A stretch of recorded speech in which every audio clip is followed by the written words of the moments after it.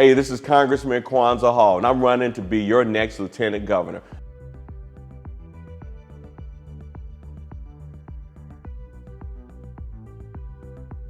I've served in elected office for 15 years. I represented Atlanta School Board for 2 years and 13 years on Atlanta City Council.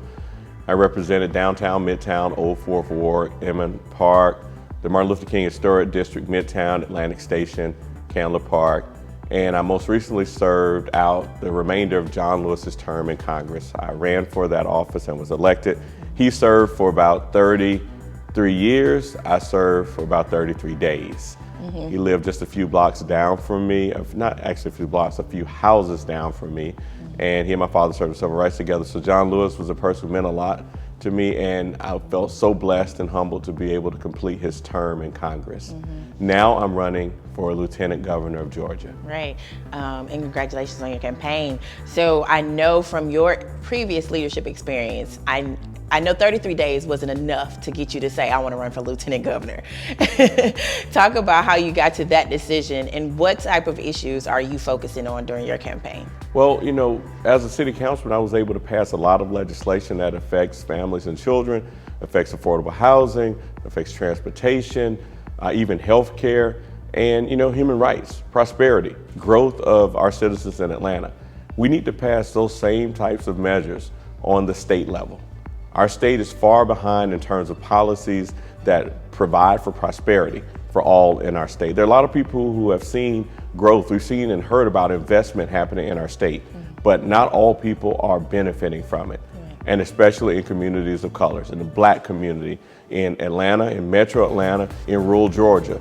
We still know we've been left behind in generations, even in hundreds of years terms of economic prosperity, of educational attainment, of access to health care, access to even clean drinking water in some cases. So I'm running for Lieutenant Governor to be the person who can stand in the well, be the leader of the Senate, in the same way that you see Kamala Harris as the leader of the Senate at the federal level in Georgia, to be that traffic cop who makes sure that legislation, whether it's Republican or Democrat or independently driven or motivated, that it benefits all citizens.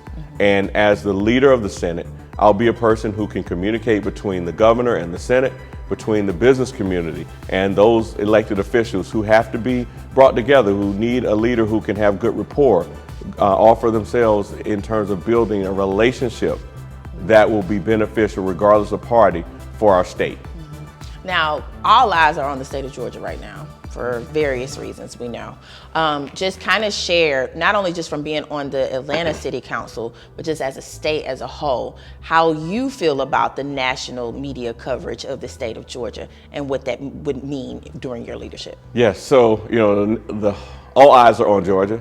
And what that means is basically the elections in Georgia impact federal policy, impacts national policy, and of course it affects us here in Georgia. Raphael Warnock, Reverend Warnock, our current senator, is up for re-election. And if he wins, Democrats maintain a certain number of votes in the Senate. And there are a few other states that have similar races as that. And then also, if Stacey Abrams were to be elected to be governor, we'll have a governor coming in who has a very different perspective than the current leadership. And of course, if I'm elected as lieutenant governor, you'll have a lieutenant governor who speaks a different language and sees things from a different perspective, from the Atlanta vantage point, from moving people forward vantage point. And I think all of that has an impact on how our state interacts with the federal government, but also has an impact on how the U.S. is even governed. Whether we go to war or not, whether we come out of countries where we've been investing lots of foreign aid, some of that aid could be invested in citizens in America and ultimately into the lives of Georgians who are behind in terms of resource, behind in terms of access to educational enrichment, educational growth, attainment, and then also in terms of investment in communities where people live. And some places are more impoverished than others in our state, and most of those communities are communities of color. Right. And so I know I saw a tagline where it said, it's time for a better Georgia for all of Georgia. What does that mean? Like, explain that to our audience. Well, I mean, you know, Georgia has been good for some Georgians. especially those who are, and I have to say it this way, who've been the beneficiaries of the agrarian past, the plantation past. But those of us who are children of slaves, and grandchildren, great-great-grandchildren of those who deserve some type of reparation, we have not benefited in the same way. There's some opportunity, but it's not a level playing field. And I think a Georgia for all Georgians is a Georgia that offers prosperity, offers educational opportunities, offers affordable health care, affordable housing, transportation, broadband access, internet access, and just plain safe communities. Right, right. Now, when I say these two words, tell me how you feel about them and what you will do during your leadership if elected Lieutenant Governor regarding this. Voter suppression. Voter suppression. Well, so first of all, I'm a child of parents who worked in the civil rights movement. My father, Leon Hall, was the youngest member of Dr. King's staff. He was beaten and brutalized like so many others we've seen on television. I most recently posted an image of him being drugged by police officers in the 1960s. So it's in my DNA to fight for the right for all citizens to have the right to vote. We're experiencing that right now in our state. We're experiencing it in our country. All over the country, you're seeing voter suppressions. There are all types of tactics and strategies that are being deployed, and we just have to be better organized. We have to make sure our friends, our family, our networks get out there and turn out to vote, and not allow the media miscommunication, the persuasive techniques and tactics of convincing us that our votes don't matter, that it's not going to cause change to occur.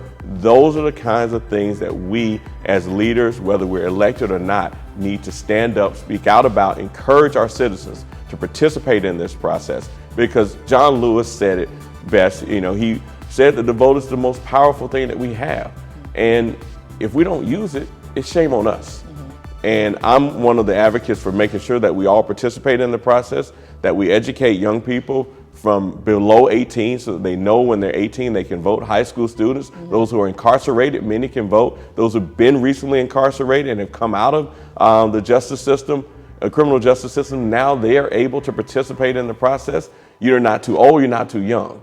And that's what we have to make sure we're communicating. It's real as a tactic that people use to generate low turnout in certain parts of our state, certain parts of our cities, and we've got to fight against it. And I'm committed to that fight. Understood. So now just take the moment to kind of just, really tell people why they should vote for you and, what other things you are looking forward to doing once you get past the primary. Great. Well, I'm so excited about this opportunity because, God puts you in a place for a reason. I've served for 15 years in elected life. Currently, I'm running for lieutenant governor, but I'm running because we need people who can bring more voters to the table. Stacey Abrams lost last time by less than 100,000 votes. And I believe if my name would have been on the ballot then, we probably could have helped turn out more people. But it's not just about Kwanza, it's about others down the ballot, making sure that all of us can bring new energy to the table. But in addition to that, getting people excited about this new potential of change in Georgia permanently. There have been 12 lieutenant governors. None of them look like you and I.